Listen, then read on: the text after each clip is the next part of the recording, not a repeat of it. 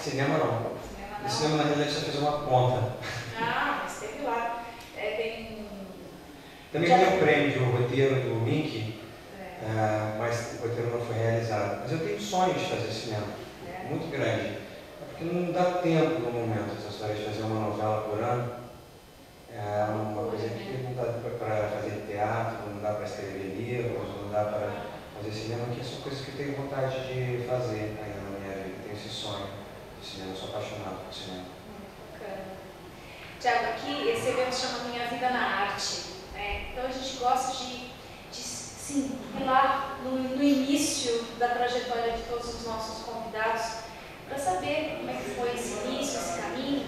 É muito importante a gente estar muito saindo da escola, lançando mão de muitos sonhos para lançar a carreira, para percorrer a trajetória. Eu queria que você contasse um pouquinho para nós. Você teve a oportunidade de conhecer Diniz Papo, de trabalhar com ela no teatro. E me conta para nós um pouquinho de como foi esse início de carreira, o que despertou aí nessa paixão pela arte, antes da sociologia ou depois antes da sociologia? Foi juntos e de repente, né? Foi assim, eu era um menino criado na frente de uma televisão, num apartamento em Copacabana, apaixonado pelas novelas que eu via todas no dia, desde bem novinho. Então eu era um garotinho noveleiro que tinha o sonho de ser o Pedrinho, do Sítio do Pica-Pau Amarelo, e foi me cadastrar na Globo, cheio de vontade de ser o novo Pedrinho. E deixei lá uma ficha com uma foto, e eu tinha esse sonho também muito forte, porque minha mãe tinha sido atriz e deixou a carreira para se casar. E ficava vendo aquelas fotos, os recortes de jornais, e ela me falava que ela conhecia aquelas pessoas que eu via na tele. Ela realmente conhecia. Então eu vi que aquilo era possível. E fui lá, deixei essa foto, e aí um dia me chamaram para um teste, para uma peça chamada 6 Personagens, a procura de um autor, do Pirandello, uma peça maravilhosa, que os personagens invadem o ensaio teatral para exigirem o direito de contar a sua história, de encenarem a sua história. E ganhei o papel do menino, que é um dos 6 personagens. Era uma companhia maravilhosa, era Diniz Papo, com direção do Paulo José, grandes artistas. Então, com 14 anos, estava lá no Teatro Copacabana, ou seja, eu sempre fui um menino de sorte, na verdade. Porque já estreiei assim, com 14 anos, fazendo Pirandello. O Copacabana Palace, um palácio, lindo, que hoje o teatro está fechado, felizmente. E com grandes artistas, Miriam Pires, falecida, os mais que tem vieram um pouquinho mais da vida, já vão se lembrar, talvez poucos aqui entre vocês bem legal, mas também que ela é uma senhora maravilhosa. Pena que a arte dos atores são muito famosos em vida, e depois, quem lembra de Duzi, de Sara Bernard, esses nomes que ficaram míticos, A gente só sabe os nomes míticos. Aqueles que têm ainda seus nomes nos teatros, Sérgio Cardoso. Eu vi Sérgio Cardoso, a primeira novela que eu vi, que ele fazia 3 personagens, era Acabando com o Pai Tomás. Uma novela do Negrão, depois escreveu a primeira novela que eu fiz como ator. E daí eu fiz muita coisa a partir dali, Quando ali naquele momento eu descobri que a magia é possível, que tudo que a gente sonha pode acontecer. Eu sonhei viajar para fora e realizei esse sonho. Então eu comecei a descobrir que realmente assim, toda a matéria, na verdade, é uma projeção do espírito. Então tudo aquilo que a gente sonha e pensa é o que se concretiza na realidade. Aquilo que você emana nos seus pensamentos se tornará real, seja para o bem, seja para o mal, seja para o seu fracasso ou para o seu sucesso. Se eu estou pensando, mas ela não está muito igual, ela não vai dar muito bom. Eu vou reverter esse jogo, vou reverter esse jogo. Por incrível que pareça, é assim, as pessoas podem não acreditar nisso, que parece aquela teoria do segredo, Mas você sabe que eu acredito nisso? Eu acredito nisso. A gente Traz fluidos, né? Nossa mente está... Porque a matéria, na verdade, é projeção de energia. A grande sacada do Einstein é que energia é matéria vezes a velocidade da luz ao quadrado. Ou seja, essa relação entre energia e matéria é a grande equação do século XX, né, que é o século passado, inclusive. Então, assim, matéria é uma tradução de energia. Então, assim, a energia que a gente coloca nas coisas é fundamental. Por isso que tem que ter foco. Tem que saber o que quer e perseguir aquilo que quer. Se tem obstáculos, você vai vencer seus obstáculos. Agora, às vezes, assim, a vida leva a gente para os campos, para os lados que a gente não espera, né? Porque, assim, às vezes, por exemplo, a carreira de ator, num determinado momento, parou de dar certo. Mas dali surgiu a minha formação acadêmica, dali surgiu o meu mestrado, dali surgiu a oportunidade de ser roteirista com uma formação muito melhor do que a que eu tinha antes, quando eu era apenas aquele adolescentezinho bonitinho que estava lá fazendo teatro, entendeu? Muito bacana essa questão de olhar para a vida, né, com os olhos mais abertos e sentir, né, o caminho, o rumo mesmo do trabalho da gente.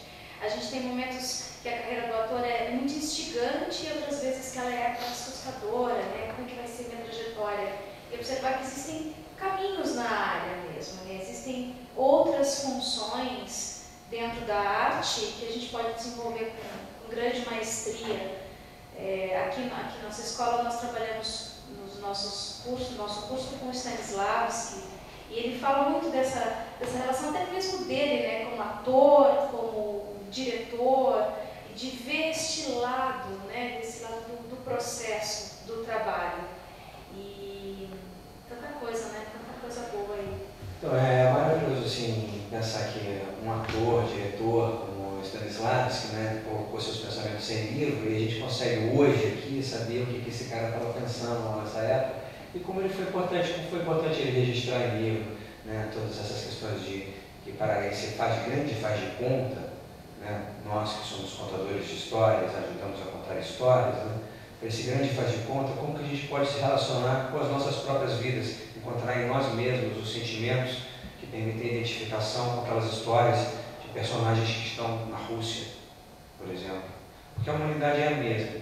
Todos os grupos humanos têm contadores de histórias. Os contadores de histórias são membros essenciais de uma sociedade. Todas as culturas têm. Aqueles que vêm e contam histórias. Então, dos esquimós até os aborígenes da Austrália, da Sibéria até a Patagônia. Então, todas as culturas contam histórias maravilhosas.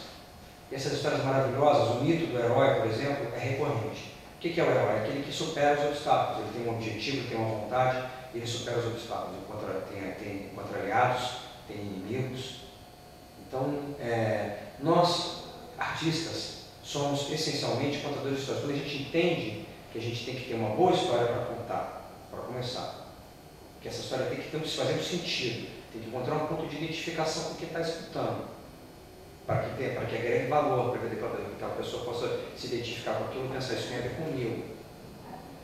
Então, aí a gente está começando a cumprir essa função que é, na verdade, essencial. Se a pessoa conta a história e ainda contar bem, ela começa a ganhar valor de mercado. Entendeu? Começa a ganhar audiência, começa a ganhar... outros papéis, né? Exatamente, começa a poder, né, ter essa oportunidade de palcos, de filmes, de novelas, porque você pode contar histórias de diversas formas. A minha carreira no teatro abriu muitas as portas para a televisão, porque eu comecei a escrever, não foi para a televisão, comecei a escrever para o teatro. Você tem um livro também, né? Tem um livro só publicado que é uma Francisco, que é a história recontada de São Francisco de Assis. E foi um livro que eu publiquei até hoje. Acho até que está esgotado. Puxa, a hora de lançar. Eu tenho esse sonho de ter uma obra original, mas na verdade é uma novela, Esperança de São Francisco, mas na verdade não é uma criação original minha, porque ela é um livro que reconta, né, uma história que já é bem conhecida, que é São Francisco de Assis. Mas em algum momento eu vou ter tempo para parar e colocar as minhas histórias originais no papel, nos livros. Isso é um plano da minha vida. Né? Bacana, bacana. Você falou dessa questão da trajetória, né, das oportunidades, e a gente pensa sempre que tem os momentos dos conflitos. Que move a vida da gente, né? Não os conflitos da arte, os conflitos pessoais do trabalho como artista. Esses momentos são sempre marcantes na vida da gente, né? Dessas mudanças de trajetória. Conta pra gente um pouquinho um desses momentos, ou que teve um marco assim. Eu sempre fui um buscador. Eu acredito que tem uma mina lá fora e vou lá explorar. Toda vez que acontece esse momento que eu não sei o que eu vou fazer na minha vida em seguida, eu vou lá buscar, eu fui buscar o meu próximo trabalho. Então, se eu não tivesse ido lá levar aquela foto para Chico Peças, não teria aparecido a peça do Pirandello. Se eu não tivesse procurado a bolsa de estudos que me levou para a Inglaterra, um ano depois, com 15 anos, eu estava na Inglaterra. Fantástico. Mas por quê? Porque havia uma bolsa de estudos, eu descobri, corri atrás, fui saber qual era o currículo, estudei o currículo, cheguei na prova preparado, passei em segundo lugar. Então, assim, quando a gente vai buscar, se prepara para aquilo, tem que estar preparado, porque é muito competitivo. Aí eu voltei, aí eu sabia o que fazer aqui, passei para a faculdade, para a UFRJ, para fazer ciências sociais. Escolhi meio no chute, assim, pedindo a Deus, porque eu não sabia o que eu queria estudar. Eu não sabia o que podia ser diplomata, eu não sabia o que queria ser da minha vida, se eu ia ser escritor, se eu ia ser mesmo ator, porque eu estava voltando e eu entrei para o tablado, ao mesmo tempo que eu entrei para a faculdade. Eu fui levando o tablado à faculdade e do tablado surgiu a oportunidade do teatro. Surgiu a oportunidade de fazer Padre Mundo Fantástico, com o Domingos Oliveira. Que é fantástico. Aí fui fazer teatro com Maria Clara Machado, que foi minha mestra. Então, ainda adolescente, eu tive como mestres Maria Clara Machado, Domingos Oliveira, depois Marília Pêra. E Domingos Oliveira me levou para Marília Pêra. Então, com 19 anos eu estava aqui em São Paulo, no Teatro Brigadeiro, fazendo o Adorável Júlia, com a Marília Pêra. Foi 1 ano e meio filho dela. Foi um momento espetacular na minha vida. Aquele teatro de 1000 pessoas, a Marília, no auge da forma dela, com 40 anos, eu tinha 20 anos na época. Foi assim, um momento brilhante de aprendizado sobre a comédia e ver como é bonito, né, um artista que é pleno na sua arte, como a Marília, né? Então foi realmente outra grande mestre que eu tive ali. Agora, depois disso, assim, para fazer uma novela na Globo, quando eu fui fazer a novela na Globo, todo mundo me chamava de chato. Porque aí o destino me levou para um papel que eu não era galã, eu não era aquele carinha gostosinho, desejadinho pelas mulheres. Eu era o cara que não deixava a irmã namorar e não deixava o pai namorar. Então era muito chato meu personagem na novela Livre para Voar, do Walter Negrão. Aí você assistiu? Eu tinha uma barriguinha, era menino rebelde. E aí todo mundo me chamava pela roupa, me chamava de chato, e eu escrevi minha primeira peça. Chama-se A Fonte da Eterna Juventude, contando a história de um cara que queria ser imortal, jovem para sempre. Né? Que é uma coisa que a gente pode falar depois. Mas já um outro mais um desejo, né, de viver para sempre, que a gente pode realizar de várias formas, porque hoje em dia eu acredito que a alma é eterna. Teve um momento que eu desejei envelhecer, teve um momento que eu não queria envelhecer, mas quando eu vi que se eu realmente quisesse ser jovem para sempre, eu ia morrer jovem, aí eu resolvi envelhecer. Né? Então, eu já estou perto dos meus 50 anos. Né? Mas enfim, estava voltando lá no... O que estava falando antes? O seu papel na novela do...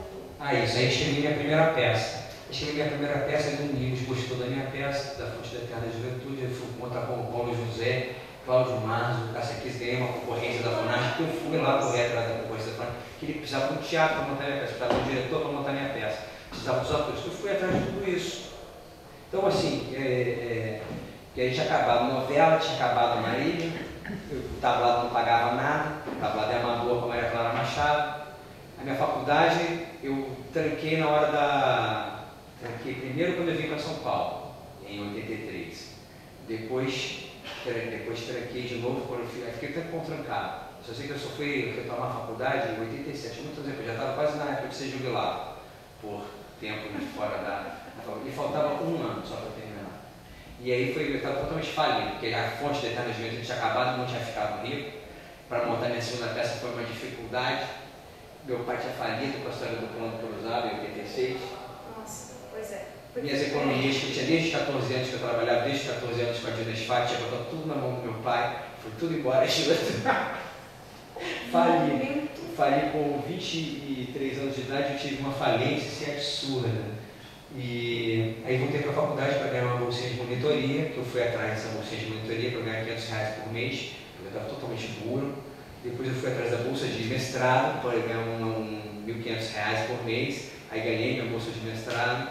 Aí eu fui atrás de um freelance na Globo, para ser roteirista. Aí eu já estava com a cabeça, não, vou ser roteirista, porque mas o roteiro é bom, esses caras estão ficando velhos, e ainda tinha uma chance de renovar, né? Eu vi que de vez em quando tinha, de 5 em 5 anos tinha concurso para roteirista. Ainda é uma coisa muito sazonal. Eu mesmo criei depois na Rede Record, o concurso de novos autores, que a Gisele Joras ganhou, e fez aquela novela Amor e Intrigas. Mas é uma coisa muito sazonal, mas de vez em quando acontece de uma emissora de TV recolher, captar no mercado novos roteiristas. E eu já tinha feito peças, porque eu tinha feito também uma peça infantil, que também tinha montado, tinha sido premiar. E aí, quando apareceu, eu já tinha feito esse freelance e tinha tido uma experiência como analista de texto na Casa de Criação Janete Glera, que eu conheci Dias Gomes, Ferreira Goulart, mestres não me faltaram na vida. Mas por quê? Porque eu fui atrás deles. Porque se eu tivesse ficado em casa e não tivesse ido atrás dos meus mestres, eu não teria conhecido essa gente toda. Eu não teria participado dessa edição. Se a gente não se mexer, nada acontece, mas se a gente se mexer, as coisas acontecem. Eu vejo que em São Paulo deve ter uma luta muito grande, porque as fábricas de novelas estão no Rio, que é uma fonte de mercado muito grande. Então, para quem tem esse sonho, aqui é uma coisa e aqui é a maior cidade do sul do Brasil. Dos atores de teatro, a gente chega a ter 218, 230 espetáculos em cartaz durante um mês, nas casas de segunda a segunda. Quer dizer, quanta gente, né, naqueles horários alternativos, à meia-noite, à tarde, um grande caldeirão de artistas, né, de atores aqui. É por isso que é tão importante essa fábrica de novelas que a gente está fazendo aqui, do SBT, dar certo. Porque a gente começou uma fábrica de novelas aqui na Record, foi para o Rio. E agora aqui, isso tem que dar certo. Então, essa mensagem tem que se espalhar por São Paulo de alguma forma. Os artistas têm que levar essa mensagem, as pessoas que querem, os técnicos têm que levar essa mensagem, as pessoas daqui de São Paulo, os paulistanos, têm que levar essa mensagem. As pessoas têm que prestigiar. E está sendo lá no espaço do SBT, ali na Anhanguera. É maravilhoso. Estúdios maravilhosos. São 8 estúdios e no momento só 2 estão para a novela. Tem estúdios lá que, na verdade, tem uma certa ociosidade, porque são estúdios de auditório que gravam uma vez por semana, às vezes, 2 vezes por semana. Então, que poderiam ter uma outra linha de montagem para virar uma fábrica assim, de 3, 4, 5, 6 horários, com muitas participações. Quer dizer, eu queria assim, aumentar muito o número de pessoas de alguma forma podendo mostrar seu trabalho e participar dessa grande forma de contar histórias no Brasil, que é a telenovela, né? Que é uma tradição cultural do brasileiro que remonta aos folhetins do século XIX, Machado de Assis, Zé de Alencar. O gosto do brasileiro pelo folhetim vem, né, do folhetim do jornal, passou para as novelas de rádio, que gente como de revista, né? Sim, também, exatamente. O teatro de revista contava ali de uma forma burlesca, musical, os acontecimentos do ano, né? Que se passou todas as revistas de tal ano, né? E que se brincava com as coisas que tinham acontecido em números musicais. Então, hoje, também, assim, naquele tempo, os comediantes, Ferreira. Ele arrastava multidões ao teatro, né? Então, sobre o Procópio, por que o Procópio arrastava multidões ao teatro? Por que a Bibi é tão poderosa no que faz, né? Porque sabe contar histórias. Quando a pessoa aprende a contar histórias, ela aprende a passar conteúdo, né? Então, isso é o que é determinante. Fantástico, fantástico.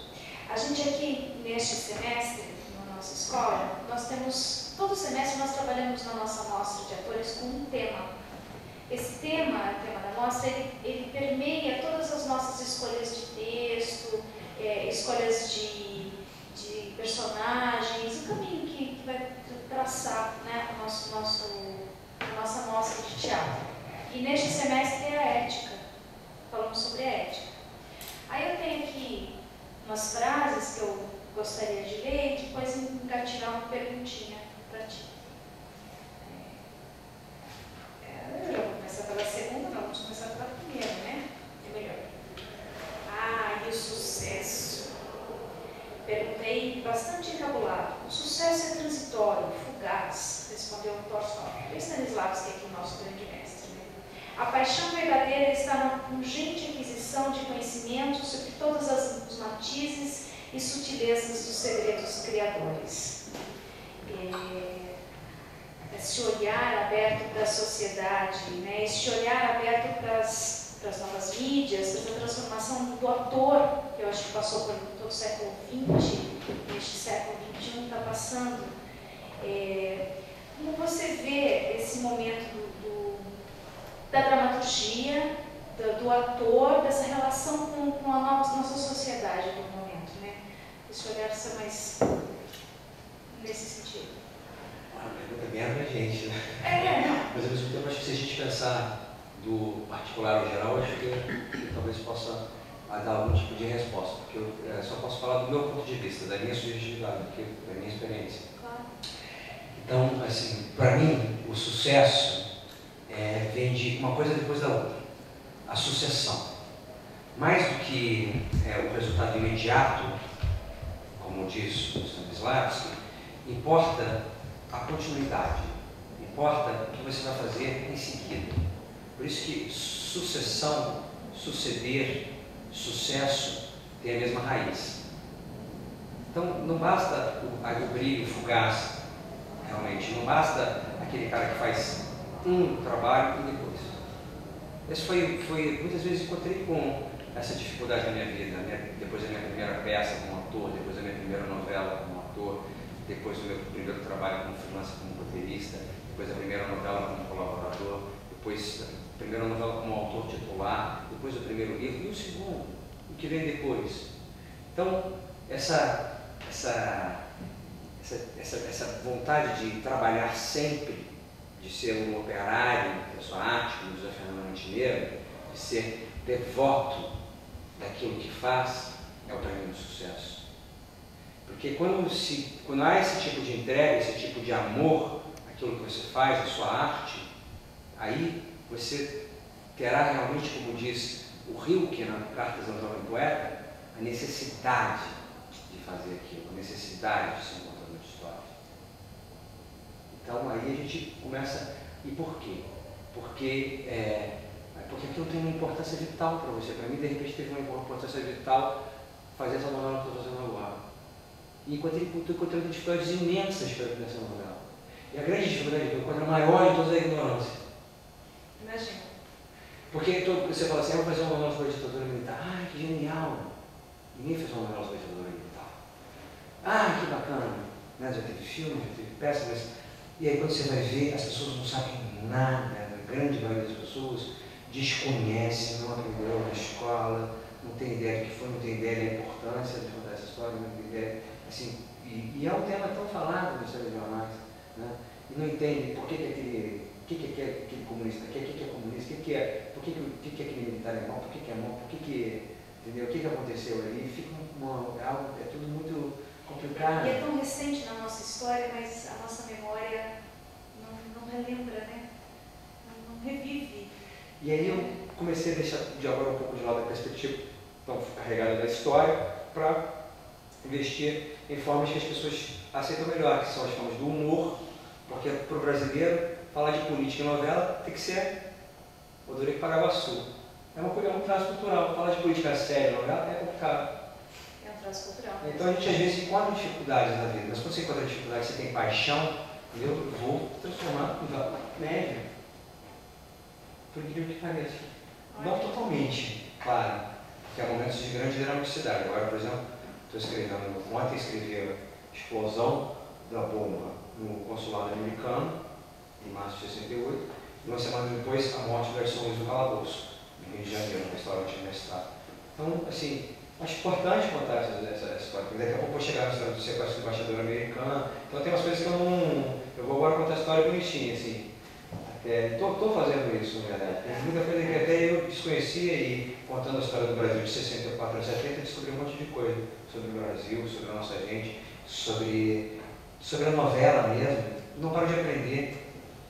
Imagino inclusive que, olhando, né, a nossa história, a gente consegue olhar o Brasil atual e fazer uma reflexão sobre ele, e até olhando, lembrando que lá no TBC, nos espetáculos, os grupos, né, no início do século XX, emprestava dinheiro do banco para fazer esses espetáculos e voltava, a bilheteria pagava. E a trajetória da lei do mecenato, os incentivos à cultura para o cinema, para a televisão, quanta coisa foi traçando, né? Essa trajetória toda foi acontecendo, e as mudanças políticas e sociais. Né? Imagino que dá para fazer olhar o passado e refletir o presente. Foi enganada, assim. Eu acho quando a gente faz uma viagem no tempo assim, a gente realmente vê coisas que a gente vai entender de onde vieram, de alguma forma, e pensar como elas são diferentes hoje, e pensar o que ainda é igual hoje e o que a gente herdou daquele tempo. Então, algumas heranças são muito perversas. Por exemplo, o delegado Fleury. Quem já ouviu falar do delegado Fleury aqui? Uma pessoa ouviu falar do delegado Fleury aqui. Então, delegado Fleury foi uma pessoa que se tornou conhecida como um notório torturador que perseguiu comunistas, subversivos. Foi um agente da repressão que acabou com aquela história daqueles revolucionários que queriam derrubar o governo militar. E, além disso, ele fazia parte do Esquadrão da Morte e executava pessoas marginais, segundo a terminologia policial que vigente na época e que ainda hoje subsiste. Então, essa cultura de violência policial, a gente percebe na época, a gente pode pensar que ela existe ainda hoje, como quando os crimes de maio de 2006, não, quando é que foi? 2006. Quando que teve a chacina foi em maio de 2006, está fazendo 5 anos agora. Quem já ouviu falar dessa chacina? A prévia da história do PCC. Exatamente. Então, foi antes da história do PCC ou foi depois da história do PCC? Foi antes da história do PCC. Ela foi meio estupim. Foi o estupim para a movimentação toda. Porque foi num duto de Dia das Mães, que o pessoal saiu e não voltou. Foi maio de 2006. Então, assim, as coisas acontecem aqui em São Paulo e as pessoas nem escutam falar delas, assim, mas existe uma herança de violência policial, existe uma herança de impunidade. Porque aí, quando o delegado Fleury começaram a dar um nó nele na justiça, para ele ser preso finalmente, inventaram uma lei, a lei Fleury, que dizia que a pessoa só vai para a cadeia depois de esgotado o último recurso. Então, essa é uma lei que é para defender a impunidade. Essa lei existe até hoje. A pessoa, o Pimenta Neves, demorou tanto tempo para ir para a cadeia, 11 anos. por causa disso. Então, assim, a gente tem heranças muito terríveis de impunidade e justiça no Brasil. Só que eu fico achando que às vezes quando eu quero falar sobre novelas, isso começa a se tornar chato. As pessoas, na verdade, elas querem se divertir, querem rir, querem sonhar, querem ver um lado legal que pode ter para a vida delas. Eu vejo muito isso também, sinto isso muito, que as pessoas têm vontade no Brasil de serem felizes, né? Não ficar olhando para o lado bacana da gente, para o lado do carnaval, o lado gostoso, o lado tesão, o lado que tão belo que tem na nossa sociedade, que é tão quente, calorosa, humana, afetiva. A grande maioria das pessoas não é psicopata, a grande maioria das pessoas é maravilhosa, são pessoas todas que amam, né? Então, eu tenho uma profunda fé no ser humano, né? Mas tem uns probleminhas assim que a gente tem que ir à vontade, né? E lidando com eles, né? E apontar. Mas eu acho que a melhor forma de falar talvez seja, até de falar as coisas sérias, seja também através do riso, da comédia. Eu acho. Acho que eu vou me dedicar a isso para frente agora. Nós temos uma herança, né, do humor e dessa relação com a comédia muito forte mesmo. Tá aí todos os grupos de stand-up comedy,